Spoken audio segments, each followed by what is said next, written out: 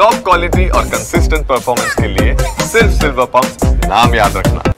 श्रीमान रामेश्वर गारू जी, रामू जी, वरुण दास जी, टीवी 9 की पूरी टीम, मैं आपके नेटवर्क के सभी दर्शकों का, यहां उपस्थित सभी महानुभावों का अभिनंदन करता हूं। इस समिट के लिए बधाई देता हूं। टीवी 9 नेटवर्क का विशाल रीजनल ऑडियंस है और अब तो टीवी 9 का एक ग्लोबल ऑडियंस भी तैयार हो रहा है।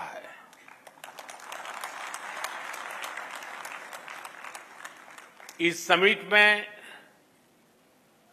अनेक देशों से इंडियन डायस्पोरा के लोग विशेष तौर पर लाइव जुड़े हुए हैं। कई देशों के लोगों को मैं यहां से देख भी रहा हूं, वे लोग वहां से वेव कर रहे हैं, हो सकता है। मैं सभी को शुभकामनाएं देता हूं। मैं यहां नीचे स्क्रीन पर हिंदुस्तान के अनेक शहरों में बैठे हुए सब दर्शकों को भी उतने ही उत्साह उमंग से देख रहा हूं। मेरी तरफ से उनका भी स्वागत है। साथियों, आज विश्व की दृष्टि भारत पर है, हमारे देश पर है।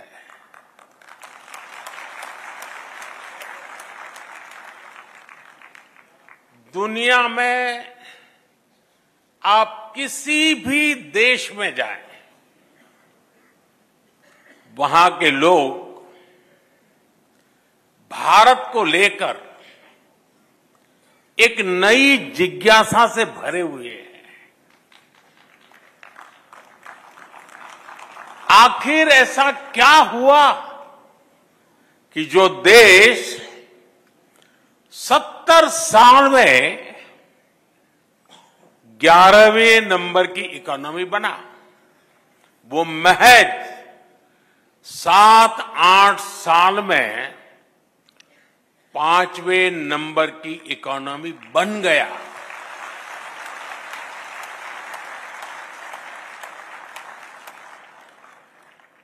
अभी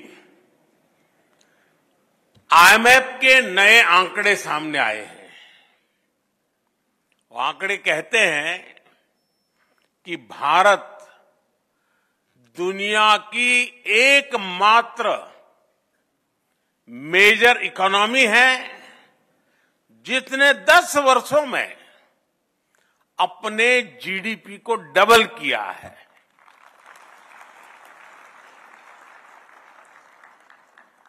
बीते दशक में भारत ने 2 लाख करोड़ डॉलर अपनी इकोनॉमी में जोड़े हैं। जीडीपी का डबल होना सिर्फ आंकड़ों का बदलना मात्र नहीं है, इसका इंपैक्ट देखिए। 25 करोड़ लोग गरीबी से बाहर निकले हैं और ये 25 करोड़ लोग एक नियो मिडिल क्लास का हिस्सा बने हैं। ये नियो मिडिल क्लास एक प्रकार से नई जिंदगी शुरू कर रहा है। ये नए सपनों के साथ आगे बढ़ रहा है, हमारी इकोनॉमी में कंट्रीब्यूट कर रहा है और उसको वाइब्रेंट बना रहा है। आज दुनिया की सबसे बड़ी युवा आबादी हमारे भारत में है। ये युवा तेजी से स्किल्ड हो रहा है, इनोवेशन को गति दे रहा है और इन सब के बीच भारत की फॉरेन पॉलिसी का मंत्र बन गया है इंडिया फर्स्ट।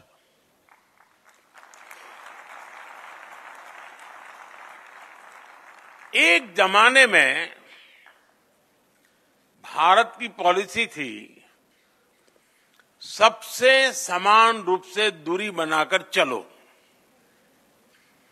इक्वी डिस्टेंस की पॉलिसी। आज के भारत की पॉलिसी है सबके समान रूप से करीब होकर चलो, इक्वी क्लोजनेस की पॉलिसी। दुनिया के देश भारत की ओपिनियन को, भारत के इनोवेशन को, भारत के एफर्ट्स को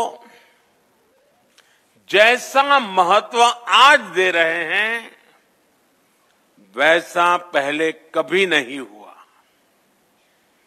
आज दुनिया की नजर भारत पर है।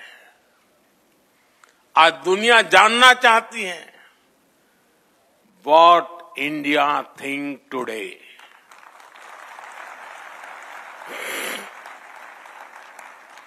साथियों, भारत आज वर्ल्ड ऑर्डर में सिर्फ पार्टिसिपेट ही नहीं कर रहा, बल्कि फ्यूचर को शेप और सिक्योर करने में योगदान दे रहा है। दुनिया ने ये कोरोना काल में अच्छे से अनुभव किया है। दुनिया को लगता था कि हर भारतीय तक वैक्सीन पहुंचने में ही कई साल लग जाएंगे, लेकिन भारत ने हर आशंका को गलत साबित किया।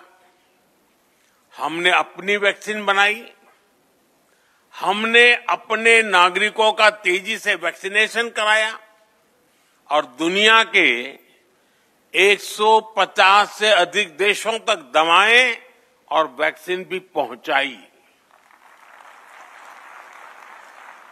आज दुनिया, और जब दुनिया संकट में थी तब भारत की ये भावना दुनिया के कोने कोने तक पहुंची कि हमारे संस्कार क्या है, हमारा तौर तरीका क्या है।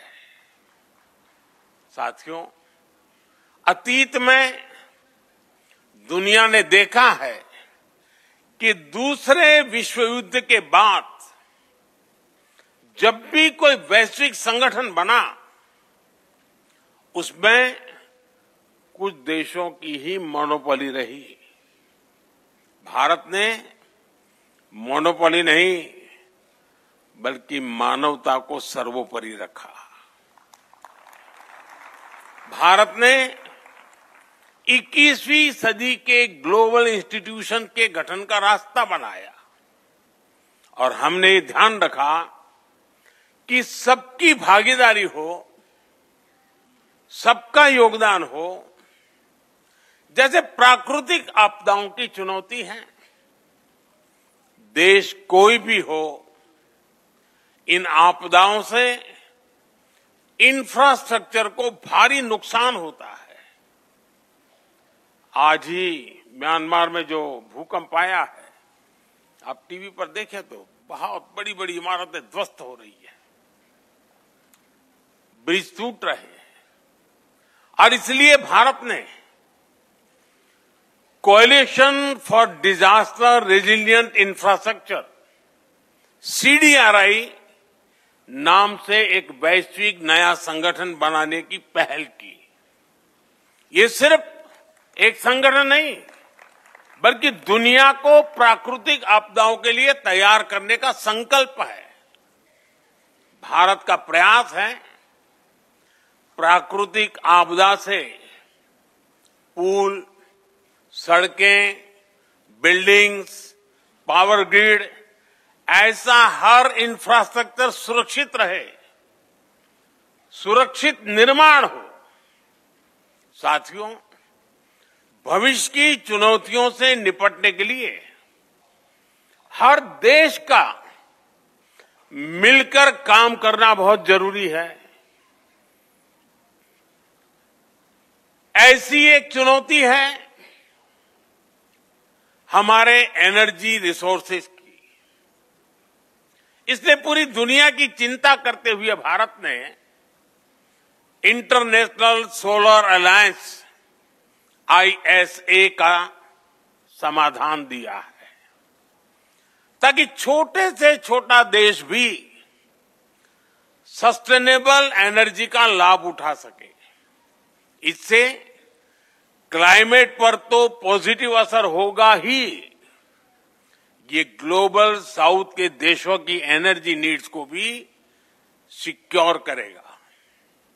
और आप सबको ये जानकर गर्व होगा कि भारत के इस प्रयास के साथ आज दुनिया के 100 से अधिक देश जुड़ चुके हैं। साथियों, बीते कुछ समय से दुनिया ग्लोबल ट्रेड में असंतुलन और लॉजिस्टिक्स से जुड़ी चैलेंजेस का सामना कर रहा है। इन चुनौतियों से निपटने के लिए भी भारत ने दुनिया के साथ मिलकर नए प्रयास शुरू किए हैं। India middle east Europe economic corridor IMEC ऐसा ही एक महत्वाकांक्षी प्रोजेक्ट है। ये प्रोजेक्ट कॉमर्स और कनेक्टिविटी के माध्यम से एशिया, यूरोप और मिडिल ईस्ट को जोड़ेगा। इससे आर्थिक संभावनाएं तो बढ़ेगी ही, दुनिया को अल्टरनेटिव ट्रेड रूट्स भी मिलेंगे। इससे ग्लोबल सप्लाई चेन भी और मजबूत होगी। साथियों, ग्लोबल सिस्टम्स को अधिक पार्टिसिपेटिव, अधिक डेमोक्रेटिक बनाने के लिए भी भारत ने अनेक कदम उठाए हैं। और यहीं पर ही भारत मंडपम में G20 समिट हुई थी। उसमें अफ्रीकन यूनियन को G20 का परमानेंट मेंबर बनाया गया है। ये बहुत बड़ा ऐतिहासिक कदम है। इसकी मांग लंबे समय से हो रही थी, जो भारत की प्रेसिडेंसी में पूरी हुई। आज ग्लोबल डिसीजन मेकिंग इंस्टीट्यूशंस में भारत ग्लोबल साउथ के देशों की आवाज बन रहा है। International yoga day,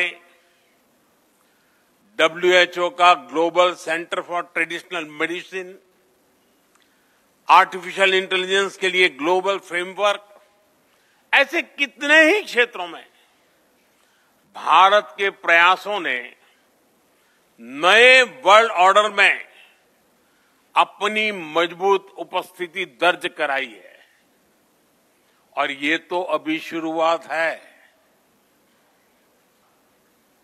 global platform पर भारत का सामर्थ्य नई ऊंचाई की तरफ बढ़ रहा है।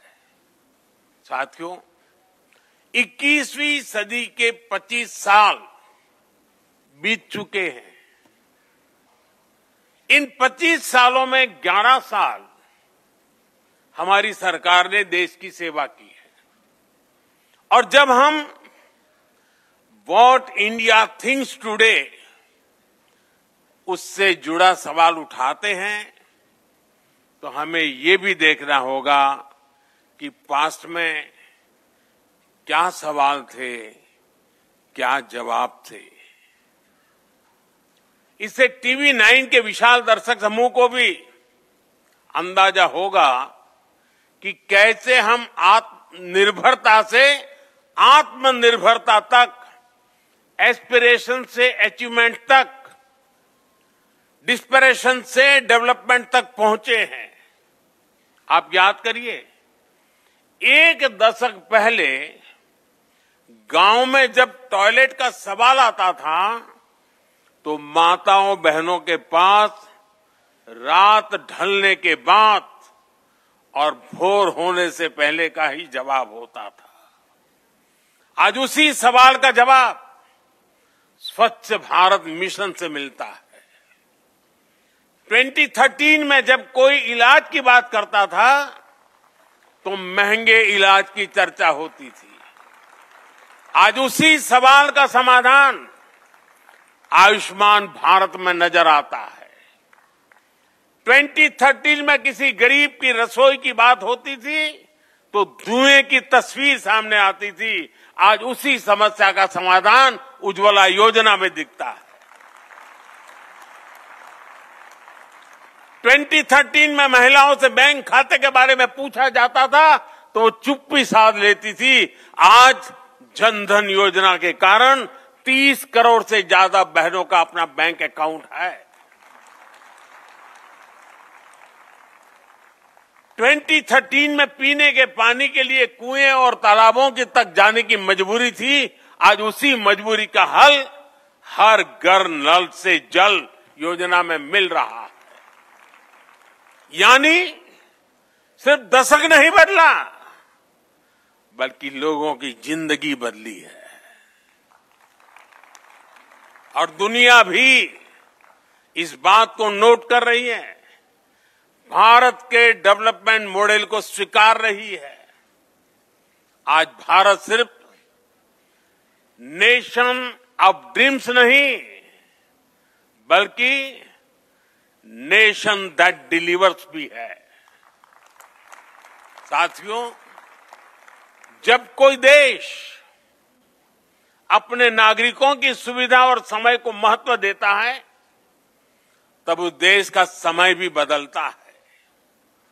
यही आज हम भारत में अनुभव कर रहे हैं।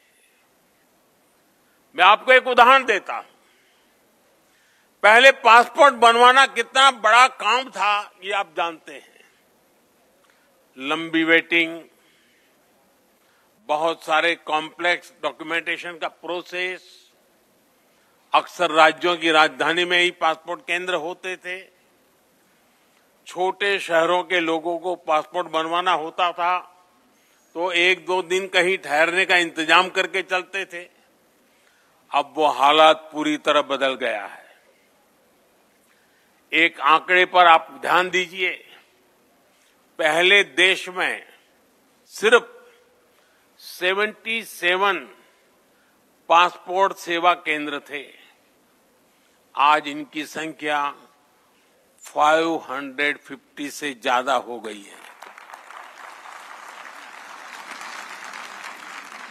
पहले पासपोर्ट बनवाने में, और मैं 2013 के पहले की बात करूं, मैं पिछली शताब्दी की बात नहीं कर रहा हूं। पासपोर्ट बनवाने में जो वेटिंग टाइम 50 दिन तक होता था वो अब 5-6 दिन तक सिमट गया है।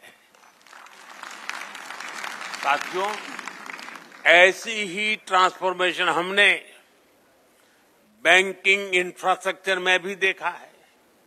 हमारे देश में 50-60 साल पहले बैंकों का नेशनलाइजेशन किया गया, ये कहकर कि इससे लोगों को बैंकिंग सुविधा सुलभ होगी। इस दावे की सच्चाई हम जानते हैं। हालत ये थी कि लाखों गांवों में बैंकिंग की कोई सुविधा ही नहीं थी। हमने स्थिति को भी बदला है। ऑनलाइन बैंकिंग तो हर घर में पहुंचाई है। आज देश के हर 5 किलोमीटर के दायरे में कोई न कोई बैंकिंग टच पॉइंट जरूर है। और हमने सिर्फ बैंकिंग इंफ्रास्ट्रक्चर का ही दायरा नहीं बढ़ाया बल्कि बैंकिंग सिस्टम को भी मजबूत किया। आज बैंकों का एनपीए बहुत कम हो गया है। आज बैंकों का प्रॉफिट 1,40,000 करोड़ रुपए के नए रिकॉर्ड को पार कर चुका है।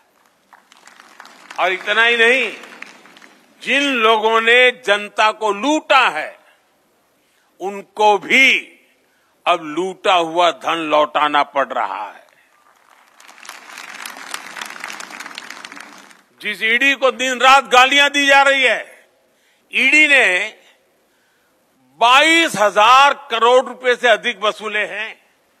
ये पैसा कानूनी तरीके से उन पीड़ितों तक वापस पहुंचाया जा रहा है जिनसे ये पैसा लूटा गया था।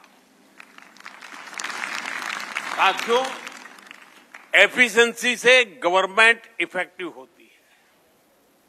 कम समय में ज्यादा काम हो, कम रिसोर्सेज में अधिक काम हो, फिजूल खर्ची ना हो, रेड टैप के बजाय रेड कारपेट पर बल हो।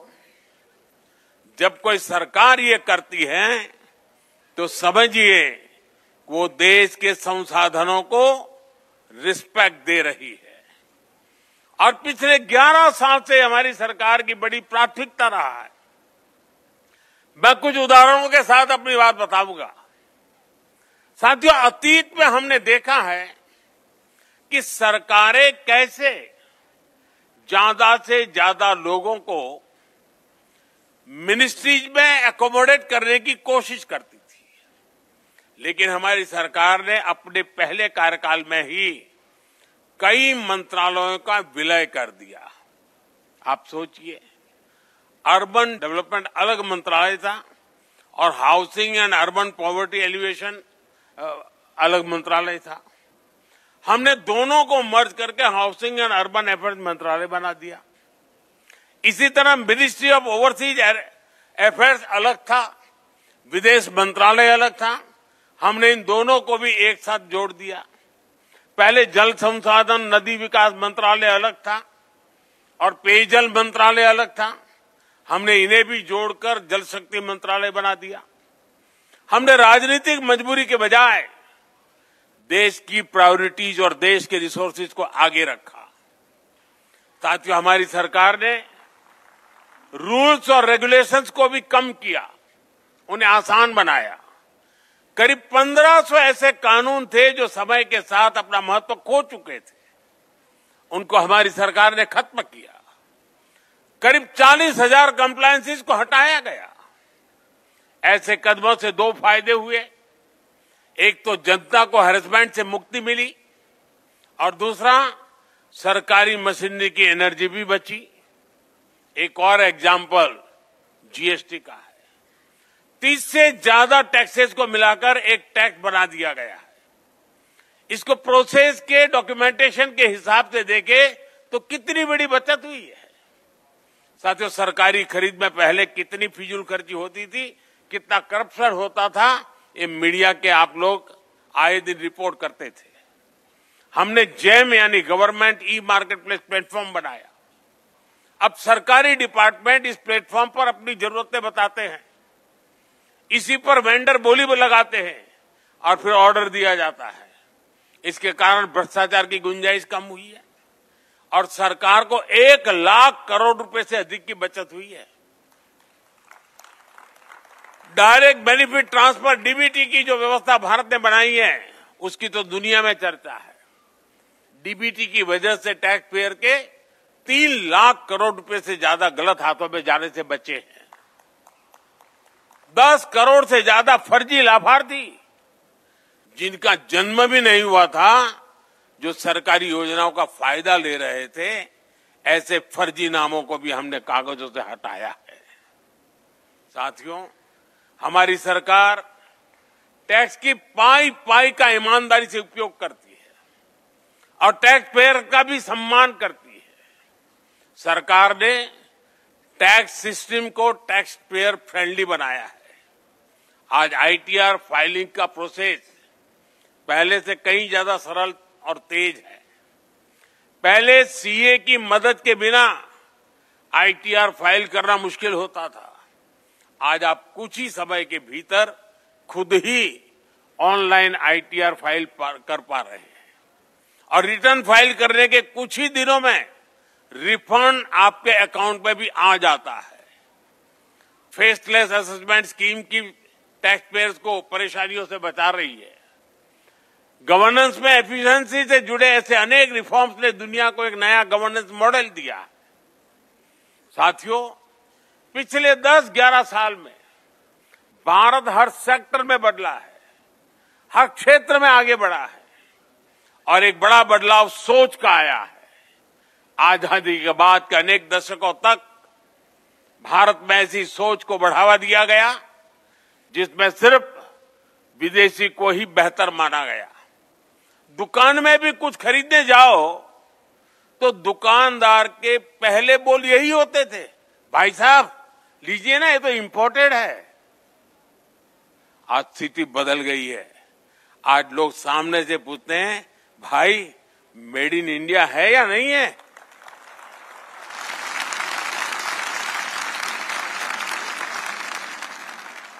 साथियों, आज हम भारत की मैन्युफैक्चरिंग एक्सेलेंसी का एक नया रूप देख रहे हैं। अभी 3-4 दिन पहले ही एक न्यूज आई है कि भारत ने अपनी पहली एमआरआई मशीन बना ली है। अब सोचिए, इतने दशकों तक हमारे यहां विदेशी एमआरआई मशीन ही नहीं थी। अब made in India MRI machine होगी तो जांच की कीमत भी बहुत कम हो जाएगी। साथियों, आत्मनिर्भर भारत और मेक इन इंडिया अभियान ने देश के मैन्युफैक्चरिंग सेक्टर को एक नई ऊर्जा दी।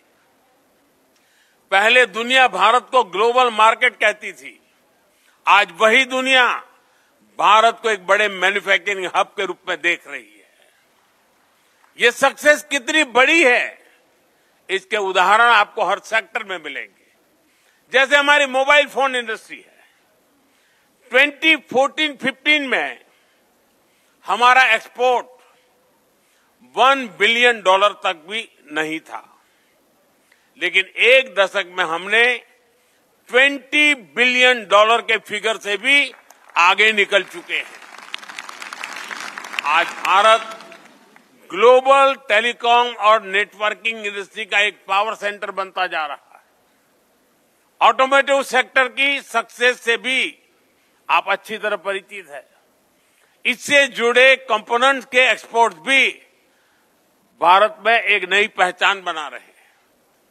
पहले हम बहुत बड़ी मात्रा में मोटरसाइकिल पार्ट्स इंपोर्ट करते थे, लेकिन आज भारत में बने पार्ट्स यूएई और जर्मनी जैसे अनेक देशों तक पहुंच रहे हैं। सोलर एनर्जी सेक्टर ने भी सफलता के नए आयाम गढ़े। हमारे सोलर सेल्स, सोलर मॉड्यूल का इंपोर्ट कम हो रहा है और एक्सपोर्ट 23 गुना तक बढ़ गया है। बीते एक दशक में हमारा डिफेंस एक्सपोर्ट भी 21 गुना बढ़ा है। ये सारी अचीवमेंट्स देश की मैन्युफैक्चरिंग इकोनॉमी की ताकत को दिखाती है। ये दिखाती है कि भारत में कैसे हर सेक्टर में नई जॉब्स भी क्रिएट हो रही है। साथियों, TV9 की समिट में विस्तार से चर्चा होगी, अनेक विषयों पर मंथन होगा। आज हम जो भी सोचेंगे, जिस भी विजन पर आगे बढ़ेंगे, वो हमारे आने वाले कल को, देश के भविष्य को डिजाइन करेगा। पिछली शताब्दी के इसी दशक में भारत ने एक नई ऊर्जा के साथ आजादी के लिए नई यात्रा शुरू की थी और हमने 1947 में आजादी हासिल करके भी दिखाई। अब इस दशक में हम विकसित भारत के लक्ष्य के लिए चल रहे हैं और हमें 2047 तक विकसित भारत का सपना जरूर पूरा करना है। और जैसा मैंने लाल किले से कहा है, इसमें सबका प्रयास आवश्यक है। इस समिट का आयोजन कर TV9 ने भी अपनी तरफ से एक पॉजिटिव इनिशिएटिव लिया है। एक बार फिर आप सभी को इस समिट की सफलता के लिए मेरी ढेर सारी शुभकामनाएं हैं। मैं TV9 को विशेष रूप से बधाई दूंगा, क्योंकि पहले भी मीडिया हाउस समिट करते रहे हैं, लेकिन ज्यादातर एक छोटे से 5 स्टार होटल के कमरे में वो समिट होती थी और बोलने वाले भी वही, सुनने वाले भी वही, कमरा भी वही।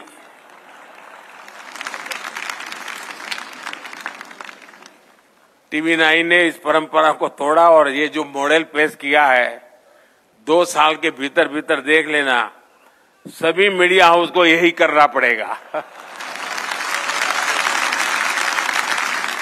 यानी टीवी 9 थिंग्स टुडे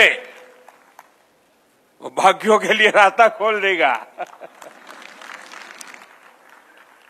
मैं इस प्रयास के लिए बहुत बहुत अभिनंदन करता हूं आपकी पूरी टीम को। और सबसे बड़ी खुशी की बात है कि आपने इस इवेंट को एक मीडिया हाउस की भलाई के लिए नहीं, देश की भलाई के लिए आपने उसकी रचना की। 50,000 से ज्यादा नौजवानों के साथ एक मिशन मोड में बातचीत करना, उनको जोड़ना, उनको मिशन से साथ जोड़ना, और उसमें से जो बच्चे सिलेक्ट होकर के आए उनकी आगे की ट्रेनिंग की चिंता करना, ये अपने आप में बहुत अद्भुत काम है। मैं आपको बहुत बधाई देता हूं। जिन नौजवानों से मुझे यहां फोटो निकलवाने का मौका मिला है, मुझे भी खुशी हुई कि देश के होनहार लोगों के साथ मैं अपनी फोटो निकलवा पाया।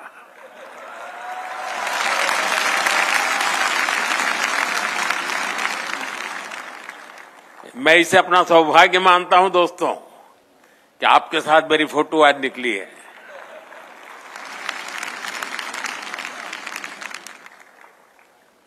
और मुझे पक्का विश्वास है कि सारी युवा पीढ़ी जो मुझे दिख रही है, 2047 में जब देश विकसित भारत बनेगा, सबसे ज्यादा बेनिफिशियरी आप लोग हैं।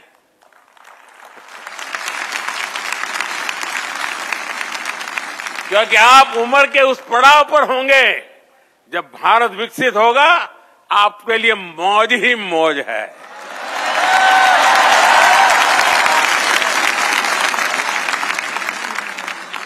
आपको बहुत बहुत शुभकामनाएं। धन्यवाद।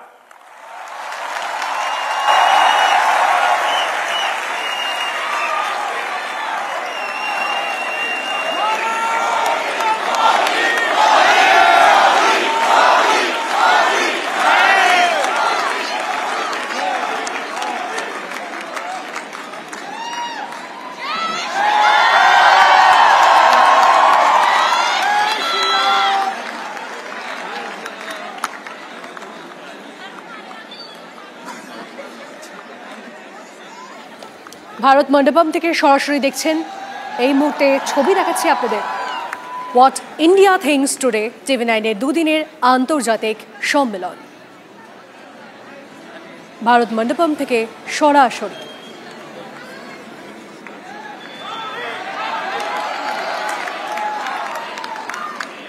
উপস্থিত দেশ বিদেশের বিশিষ্টরা হোয়াট ইন্ডিয়া থিংস টুডেতে বক্তব্য রাখছিলেন প্রধানমন্ত্রী।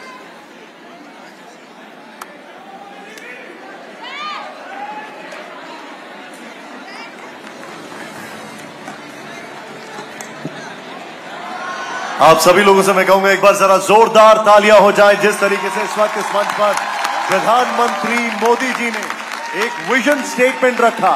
2047 तक विकसित भारत का लक्ष्य। सोचा था आपने कभी कि हम इस तेजी से आत्मनिर्भर भारत की ओर बढ़ेंगे? आप सभी लोग, मैं चाहूंगा जरा सेटल डाउन कर जाए।